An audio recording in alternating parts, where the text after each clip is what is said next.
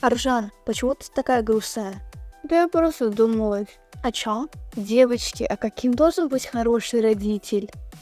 Ну смотрите, я думаю, что родитель должен любить, понимать своего ребенка, но в нем должна быть какая-нибудь строгость, чтобы не пересекать черту родитель и ребенок. А что вам нравится в воспитании родителей? Ну, например, то, что родители иногда могут не воспринимать твои слова всерьез. А еще когда детей сравнивают с кем-либо, например, как в учебе либо в плохих ситуациях. Да, кстати, согласна с тобой. Мне тоже не нравится, когда меня сравнивают с другими. Ну, хотя это даже иногда мотивирует. Почему взрослые нас сравнивают с другими и как это влияет на нас? Ты, наверное, не раз слышал, что родители говорили, посмотри, как это у твоих одноклассников, посмотри на Ян, как она хорошо учится, почему у тебя так не получается, посмотри на того-то, посмотри на этого. И такие сравнения, они очень обижают и очень ранят. Мы затаим в себе обиду, да, мы очень начинаем сильно реагировать, а родители часто это делают не со зла, да, ну как им кажется, они думают, что эти слова мотивируют и заставляют вас двигаться лучше, действовать лучше, быстрее, упорнее и так далее. Но на деле мы чувствуем обиду, раздражение и несправедливость. Что можно сделать? Напомни самому себе, что ты не кто-то, что ты это ты. И у тебя есть своя скорость, свое достижение и свое видение о том, как это нужно сделать. Напоминай себе об этом чаще. И тогда ты будешь хотя бы внутри себя избегать сам этого сравнения. И не будешь все время обрушаться и конфликтовать с родителями, доказывать, что ты лучше, чем другие. Если ты чувствуешь давление, то можно сказать спокойно: да, мне тяжело, когда меня сравнивают, но я обязательно сделаю лучше, я пересмотрю все свои ошибки, и у меня все получится, все будет хорошо. Девочки, а у вас есть какие-то семейные традиции? Мы раз в месяц обязательно ходим в кино. А мы каждое воскресенье ходим к бабушке. Ну, стараемся. Зачем нужны семейные традиции? Очень часто подростки думают, что семейные традиции – это как будто для маленьких, что для маленьких важно что-то делать совместно с родителями.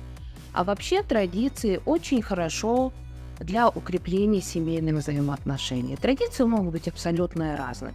Это могут быть и вечерние посиделки, это может быть раз в месяц ходить с родителями в кино, раз в месяц или куда-нибудь съездить обязательно на природу, да, сопровождать их в этих семейных поездках. Это дает чувство уверенности, чувство опоры и чувство семейственности. Что дает нам эта опора?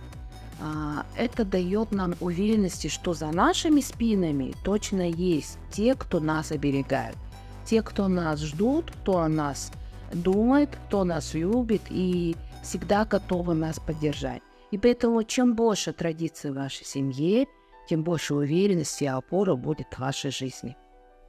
Девочки, а вы когда-нибудь обижаетесь на родителей? Конечно, бывает такое. Например, когда они сделают мне замечание или же заставляют делать то, что я не сильно хочу. А еще мне не нравится, когда в моей семье не слушают мое мнение. А если бы вы были родителями, как бы вы воспитывали своих детей? Ну, наверное, в первую очередь я была бы не просто мамой, я была бы другом. А я бы сильно-сильно любила своего ребенка и поддерживала его во всем. Да, любовь — это самое главное. И важно же ее правильно проявлять. Еще один вопрос: что такое любовь и как понять, что тебя действительно любят? Любовь родителей, она, наверное, не всегда выглядит так, как представляем его мы, да, или как представляет его себе любой ребенок. Иногда любовь проявляется не в словах, а в заботе, в тревоге, в волнениях. Даже иногда, когда мама ругает, это тоже про любовь. Это тоже про беспокойство. Иногда подростки не понимают, почему родители очень остро реагируют. Они считают, что родители как будто что-то против них замышляют или хотят что-то сделать нехорошего в отношении своего ребенка.